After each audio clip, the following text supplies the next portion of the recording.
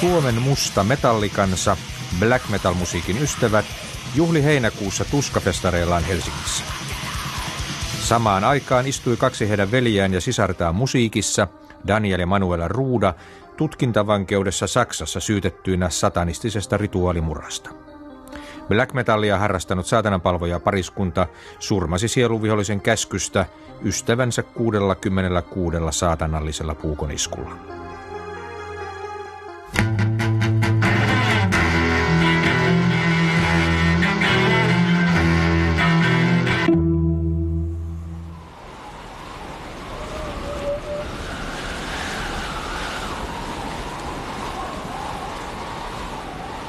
Lahtelainen äiti menetti lapsensa saatananpalvonnalle 3 vuotta sitten.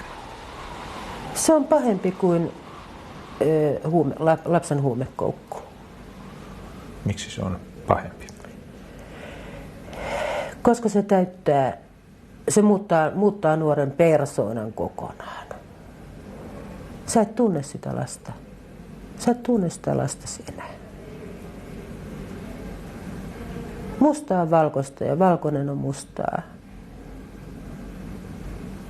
Viha, kuolema, tuska.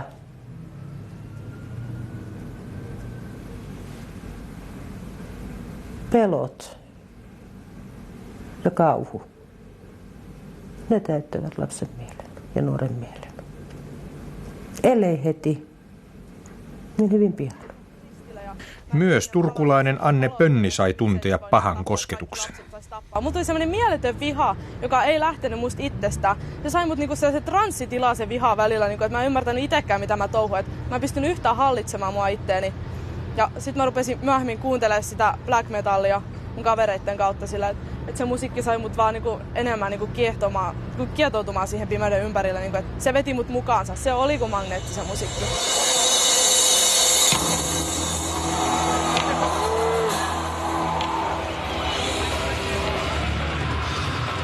Tuskafestivaaleille black metal-musiikki vetää mustapukuisia synkeitä nuoria tuhansittain joka kesä. Festivaali on Suomen heavy-musiikin ystävien vuoden suurtapahtuma. Mutta hevareita yhdistää toki muukin kuin vain puhdas musiikki. Helsingin vehreässä Kaisaniemessä bailataan kuoleman, veren, koston ja väkivallan merkeissä. Kädet nousevat hurmoksessa sarvipäätä symbolisoivaan saatanamerkkiin, asuja koristavat saatanalliset tunnukset, pentagrammit ja alaspäin käännetyt ristit. Paidat julistavat saatanan sanomaa ja pilkkaavat kristittyjen Jumalaa. Rooliasuihin kuuluu sadomasokistisia piikkipantoja, ketjuja sekä lävistyksiä. Kauhugalleriaa täydentävät lystikkäät vampyyrit ja pikkunoidat, vikkat. Saatana on vapaus. Saatana on anarkia. Saatana on vapaus Jumalan tyranniasta. Jumala on kontrolli. Saatana on ihmisen vapaus tehdä mitä ihminen haluaa. Ihmisen vapaus olla sitä, mitä hän todella haluaa olla. Saatanasymbolien kanssa juhlakenttää hallitsevat natsitunnukset. Ja jotta soppa olisi täydellinen, sulassa sovussa näiden pahuuden palvelijoiden kanssa metallimusiikista nauttii sivareita, kasvissyöjiä ja muita ekoaktivisteja.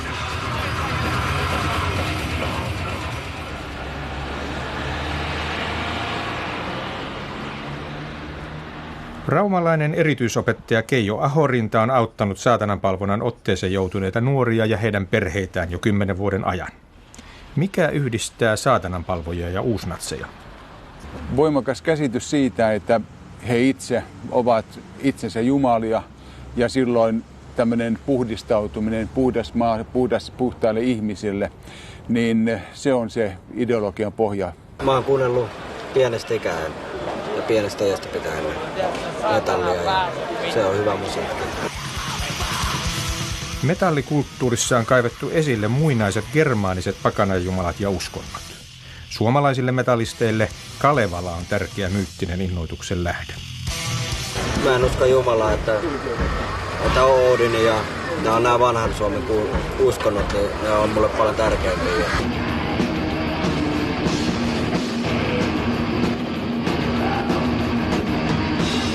Black metal-kulttuuri kaikkine saatanallisine, fasistisine ja myyttisine piirteineen syntyi Norjassa runsaat 10 vuotta sitten.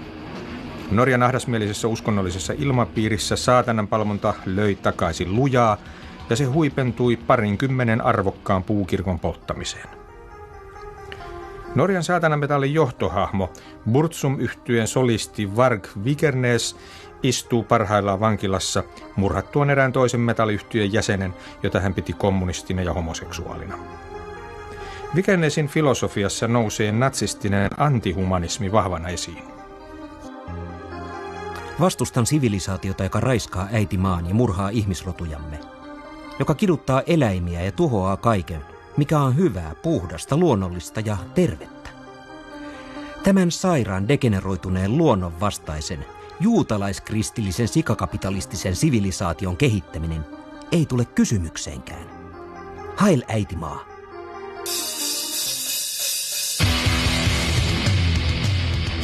Suomalaisista black metal-bändeistä Impale Nazarene on maailmalla ehkä tunnetuin. Australiassa sen esiintyminen kiellettiin ja Ranskassa suuri kauppaketju poisti sen levyn valikoimistaan bändin räikeän natsististen ja satanististen sanoitusten vuoksi. Helsingin Tuskafestivaaleilla Impale Nazarene on pääesiintyjiä.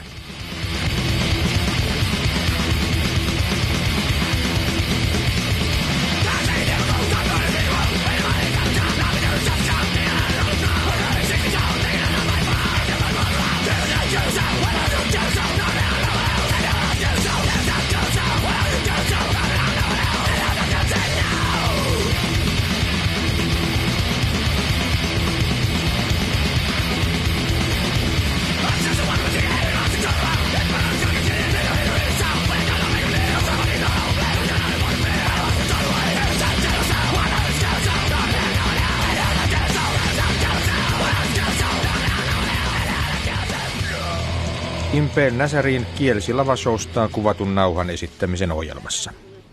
Aloitetaan sinusta. Bändin sanoitukset tihkuvat vihaa heikkoja, homoja, kristittyjä ja juutalaisia kohtaan. Älykkötytöt eivät kuitenkaan niistä säikähdä. Sitä ei kannata ottaa niin tosissaan. Ei todellakaan kannata ottaa tosissaan, koska niitä lyrikoita ei ole tehty tosissaan. No ei kyllä! Mistä tiedät, että niitä ei ole tehty tosissaan? Koska kukaan ei tee semmoista musiikkia tosissaan.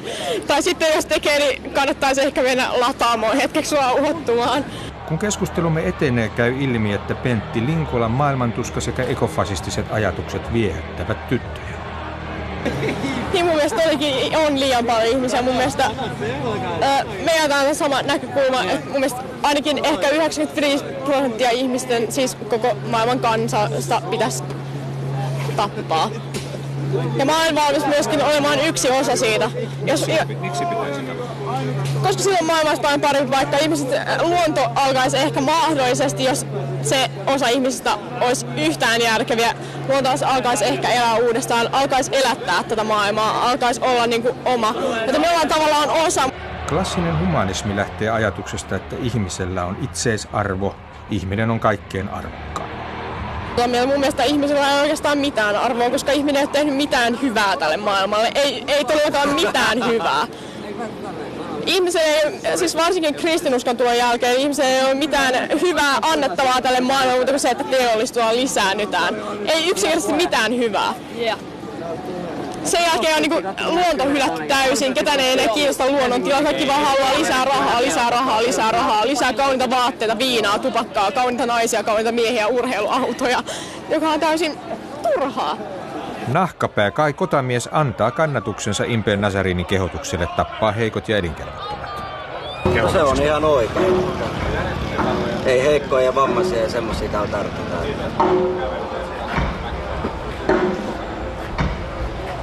Miksi heikot pitäisi tappaa? No, mitä me maksetaan niiden eläminen ja koulutus ja kaikki. Että jos ei pysty tekemään työtä, niin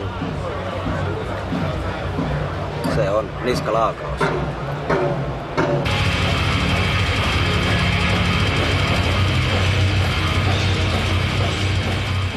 Tapio Kuure Tampereen yliopistosta on tutkinut suomalaista nuorisosatanismia. Se miten mä oon niin nähnyt näiden asian nivoutuvan toisensa, on valkoinen miehisyys. Tällainen valkoiseen nimenomaan rotuun, ei etniseen ryhmään, vaan puhutaan rodusta. siihen liittyvä miehisyys, jossa korostetaan niitä voimakkaan ihmisen oikeuksia elää ja lyödä heikommat mataliksi. Tämä on selvä yhteys niin fasistiseen ja nastistiseen ajatteluun. Eivät kuitenkaan kaikki metallimusiikin harrastajat ole saatanan palvojia tai uusnatseja, eivät läheskään. Suurin osa Tuska-festivaalinkin nuoresta yleisöstä pitää tervehenkistä välimatkaa diggaamiensa bändien vihanlietsontaan. No, mä en itse siitä oikein pidä, että mun mielestä se on hyvin sellaista infantiilia näin sivistyssana käyttäen. Otto, mitä sulle merkitsee tämä metallikulttuuri? No, hyvä musiikki, rumia ihmisiä ja tämmöistä oikein mukavaa porukkaa, mitä on ollut. Että vaikka ne on rumia ja mustia ja niin kuin mukamas synkkiä, niin kyllä siellä on aika värikästä tyyppiä.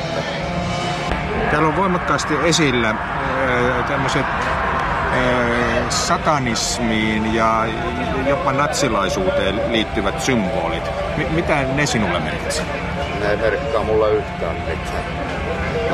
Aika raukkamaisia jotkut silleen, esimerkiksi natsimaisuudet ja natsimerkit, niin ne on aika syvältä suoraan sanoen.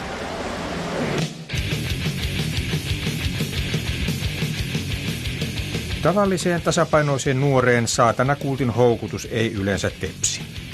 Mutta herkässä kapinavaiheessa olevan tai muuten säröilevän nuoren ihmisen satanismi saattaa viedä mukaansa käsittämättömiin syvyyksiin.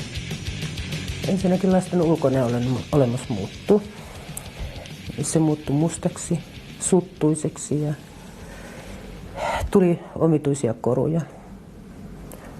Ei yksinomaan alassuin käännettyjä ristejä, vaan muita okkulttisia koruja. Musiikki soi, tai örinä musiikki soi yötä päivää. Sitä ei saanut keskeyttää. Muuten tuli melkeinpä turpiin tai sylki lensi mun kasvoilleni. Omituisia pitkiä poissaoloja, joille en saanut selitystä. He vetäytyvät yhä enemmän ja enemmän niin kuin siihen omaan maailmaansa. Erityisopettaja Keijo Ahorinta on kirjoittanut kirjan oppaaksi satanistinuorten ja heidän perheidensä auttamistyöhön. Hyvästä tulee paha, pahasta tulee hyvä. Sä pyrit saamaan tietynlaista sisäistä normia, kylmyys, inho, viha, kuoleman toivo, kuoleman illuusion ihannointi. Nämä on ne, jotka sitä nuorta muuttaa ja silloin kun hän imee itsensä, aivan niin kuin kuiva erämaa imee, niin silloin tämä nuori muuttuu aivan todellisesti. Ja silloin hänen arvonsa, hän alkaa vihata sitä päivän valoihannointia ja hän pitää sitä fraasina tai tekopyhyytenä. Tai jos puhutaan Jumalasta, niin hän sanoi, että konkretisoisi. Mä piirsin mun huoneen täyteen kaikki niin kuin pentagrammeja ja ristejä väärinpäin ja mä aloin pitää mustia vaatteita ja meikkaamaan mustilla meikeillä ja pidin sellaista paitaa, missä oli risti alaspäin ja nainen naulittu perilleen siihen ristiin, että se oli ihan niin kuin peressä se nainen ja takana mun luki Desire me like Satan ja mulla oli mustat lateksihousut ja mä olin niin kuin tosi syvällä siinä, niin kuin, että mun mieli meni ihan siihen mukaan sillä, että mä en enää niin kuin ymmärtänyt sitä, mitä mun ympärillä tapahtuu. Että mä niin kuin elin sellaisessa omassa pimeässä maailmassa ja se vaan veti mua enemmän mukaansa. Ja tämä on se, mikä on kaikista vaarallisinta. Eli se ihminen itse tavallaan sokeassa tilassa menee syvemmälle ja sitten kun saa virikkeitä, oikea ideologiaryhmä, niin silloin se tietoisuus tavallaan tulee hänelle niin voimakkaana, että hän ei enää hallitse tekoa. Tämä lapseni, joka oli puoli vuotta siinä ollut ajoittain ihan psykoottisessa tilassa, niin makasi pimennetyssä huoneessaan itsensä viilelleenä. Ainoastaan ei hän tullut paikalle. Hänen asioistaan kuitenkin oli tarkoitus puhua.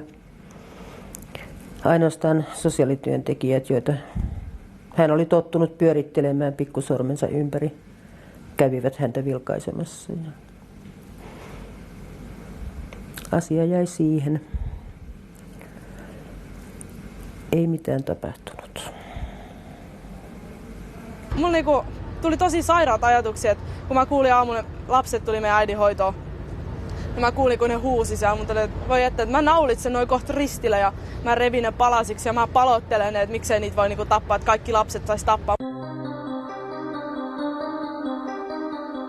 Noituus, magia ja yliluonnollinen ovat keskeinen osa nykyajan lasten ja nuorten kulttuuria niin lehdissä, kirjoissa kuin elokuvissakin. Kun maalistuneessa maailmassamme uskonto on astunut ovesta ulos, on mystiikka tullut ikkunasta sisään. Se on hurjan suosittua ja siihen tietysti on omalla tavallaan myöskin tilaus. Internet on tuonut mahdollisuudet tuoda sen okkultistisen maailman, samalla tavoin spiritistisen maailman, noituusmaailman on tuonut sen aivan ihan käsikosketeltaviksi. Samalla tavoin sitten kirjallisuus, se tuo sen jokaiselle ihmiselle aivan niin, että se jopa tarjollaan noitien käsikirjoissa, tietynlaisissa tämmöisissä salaseuroissa, niin se tuodaan sitten näiden pienten lasten ulottuville ja samalla tavoin siinä sitten se tulee normaaliksi ajatella okkultistisesti. Pakko saada tätä lisää, että ei tästä ole mitään tietä ulos. Että mä rupesin vaan enemmän ja enemmän vetämään se pelko ja se kauhu. Ja mitä enemmän mä katsoin niitä kauhuleffoja ja luin niitä kaikkia tällaisia tosi mysteerisiä kirjoja, Stephen Kingin kirjoja ja näitä kaikkia mahdollisia juttuja, niin mä rupesin kiinnostaa sen. Mulla tuli tosi se saastutti mun mieleen, mun ajatukset ja kaikki. Ja sitten kun tulivat tämmöiset roolipelit, joissa eläydytään hyvin voimakkaasti erilaisten ihmisten rooleihin ja hyvinkin hurjiin dramaattisiin tunnetiloihin, jopa iäkkääksi sadomasokistiseksi raiskaajaksi, huumekauppiaaksi ja niin edelleen 13-vuotiaana, niin eihän tämä voi olla vääristämättä lapsen maailmankuvaa. Ja sitten kun roolipeleihin liittyy hyvin paljon mystiikkaa, magiaa, mustaa magiaa, oppia otetaan Egyptin, Babylonian, Tiibetin kuolleiden kirjoista lähtien. Mä lähdin Musta Raamattua ja näitä kaikki magiakirjoja hommaamaan, kun mä kuulin, että Naantalis Pekka Siiton myy niitä. Se uusi natsijohtaja, kaikki varmaan tietäisi. Niin mä lähdin sinne Naantaliin sitten käymään mun ihan kaverin kanssa. Ja mä muistan, kun mä astuin sinne ovelle, se oli tosi kylmä se ilmapiiri. Mä tunsin, että tässä on oikeasti pimeyden voimat mukana. Mä menin sinne sisälle. Mä muistan vielä, kun mä selitin, mä pelkäsin ja mä tärisin oikein, että joo, mä haluan mustan raamatun. Mä haluan musta magia, että mä oon kiinnostunut saatanan palvonnasta. Ja silloin se rupesi selittämään mulle kaikki, että hänellä on että jos se vihkisi mut sellaisen porukkaan, että jos mut vihitään sellaisen porukkaan, niin että mut tapetaan kuin sika, jos mä lähden siitä pois. Sitten mä rupesin vasta tajuamaan, että mitä mä oon tekemässä. Et sen jälkeen mä poltin ne kirjat ja repisin ne paidat ja hävitin kaikki pentagrammit ja noin muut. Usein kuulee väitettävän, että nuorella on saatanan palvonnasta 2 uloskäyntiä, joko kuoleman tai uskoon tulemisen kautta. 3 saksalaista nuorta satanistia ratkaisi äskettäin pulmansa hyppäämällä alas rautatiesillalta. Silloin ilman muuta on tämä uskoon tuleminen, taikka sitten periaatteessa joko psykiatrisessa hoidossa taikka verkostossa toipuminen. Ja silloin uskoon tulemisen kautta tietysti se tapa on nopea, totaalinen, mutta sitten psykiatrinen hoito, lähiverkostoissa oleminen, niin se kestää kauan, mutta se tuottaa myöskin yhtä lailla tulosta. Jumala antoi mun sen voiman. Jumala avasi mun silmät, se käänsi mun ajatusmaailma ihan nuri. Pääsin irti kaikesta okkultismista, kaikista huumeista, viinasta ja seksistä ja sellaisesta irtoseksistä. Jumala vapautti mut ihan täysin. Ja sit mulla oli varmaan viikko sen jälkeen, kun mä olin tullut uskoon, niin mä vein seurakuntaa CD, kaikki ne saatanan palvojan bändipaidat, kaikki Cradle of Filthin paidat, kaikki semmoinen musiikki ja kaikki, mikä liittyisi mun entiseen elämään silleen, niin mä vein seurakuntaan ja me lyötiin kirveelkaa poikki niitä. Niin kuin, että Jeesuksen nimessä mä sanoin itteni irti tästä, että mä en enää ota tätä mun elämää.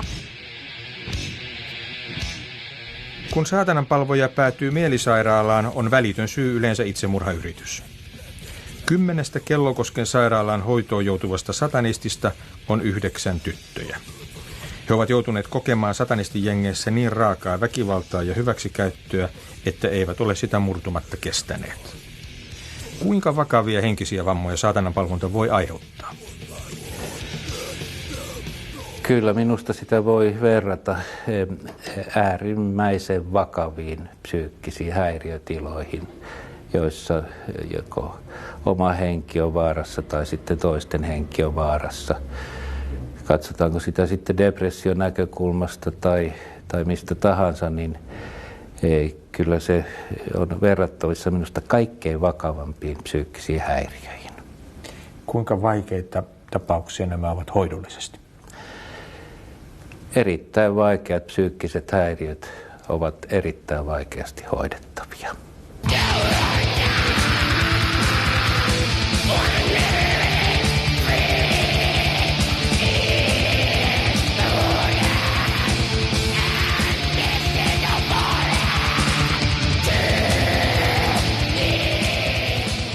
Ehkä tärkein saatanallista riippuvuutta synnyttävä tekijä on black metal musiikki. Ihan niin kuin, että siinä on oikeasti voima, niin kuin, ihan pirun voima, että ei se ole sitä, niin kuin, että se on jotain psyykkaamista, että ihmiset menee sen musiikin mukana, vaan se voima, musiikki niin kuin, kautta toimii se voima. Se tunnelma siellä on hypnoottinen. Siellä valitsee semmoinen täydellinen joukkosuggestio.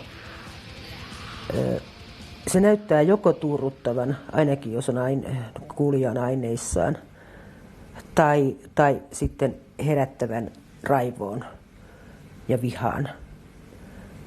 Se on kuin yksi massa, yksi sielu ja yksi mieli, joka näyttää olevan kokoisella konserttiyleisöllä. Äiti kuvaa Lahden kaupungin tuella kaupungin nuorisotiloissa järjestettyjä black metal-konsertteja, joissa on esiintynyt avoimen satanistisia ja natsistisia bändejä. Kysyimme kaupungin nuorisolautakunnan kristilliseltä puheenjohtajalta, miksi kaupungin tuella järjestetään suoranaisia saatananpalvontatilaisuuksia.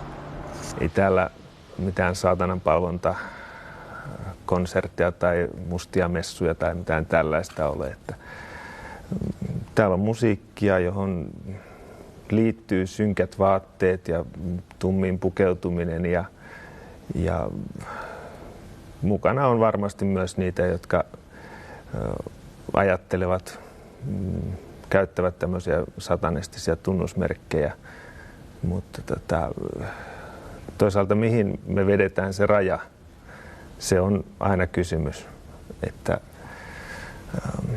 ei me voida valita yleisöä sen mukaan mennä vahtimaan, että nyt sulla on liian pitkät hiukset tai liian mustat vaatteet. Lahden nuorisotalon Hammerfest-konserttien nettisivuilta tervehtii vierailijaa ensimmäiseksi Saatana-hahmo.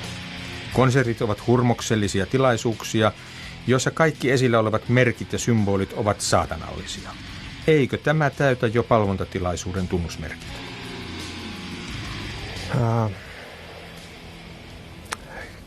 Käsittääkseni, no en... Mietitään.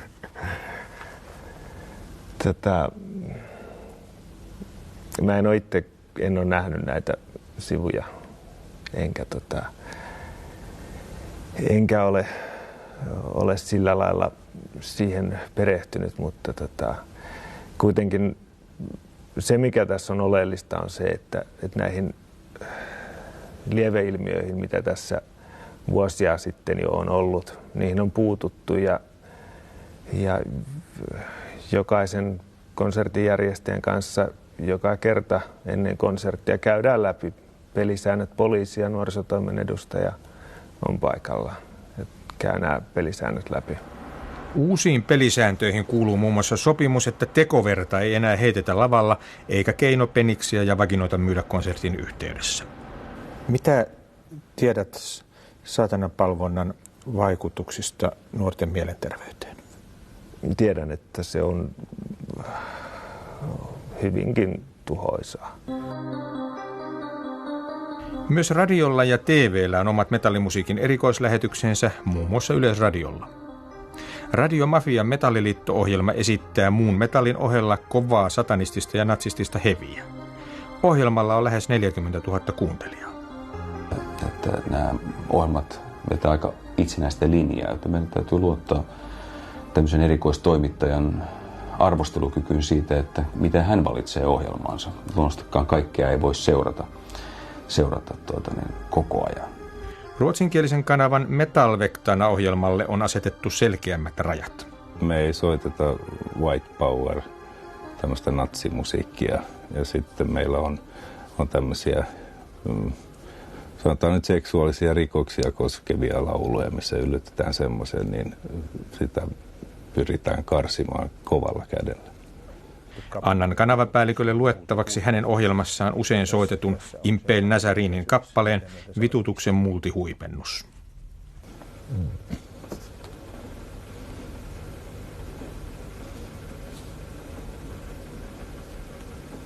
Joo. No eihän tää niinku mitään kivaa tekstiä oo.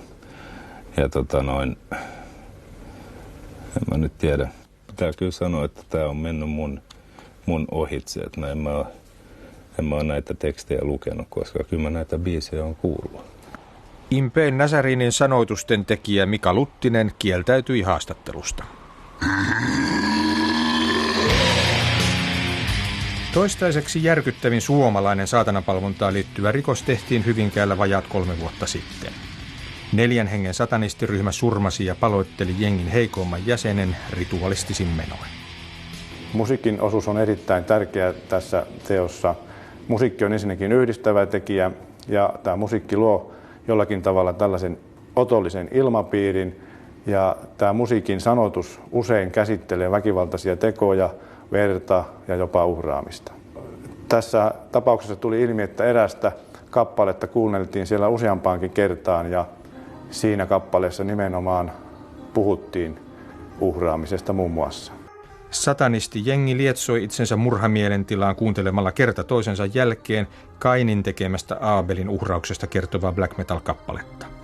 Jengin johtaja Jarno Eli istuu nyt murhasta elinkautista.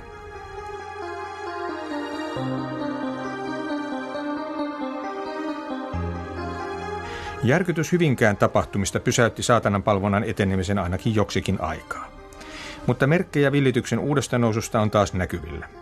Sisäministeriö teki äskettäin kaikkiin Suomen poliisilaitoksiin kyselyn näköpiirissä olevista niin sanotuista ideologiarikoksista. Ja 1/4 poliisilaitoksista ennakoi saatananpalvontaongelman pahenevan.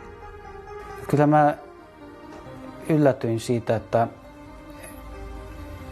tämä tuli näin selkeästi esille, tämä saatananpalvonta ja sen ympärillä mahdollisesti siihen liittyvä rikollinen käyttäytyminen, että en olisi uskonut, että se olisi tällaisessa kyselyssä tullut esille. Kuinka laajana saatananpalvontaongelmaa on pidettävä?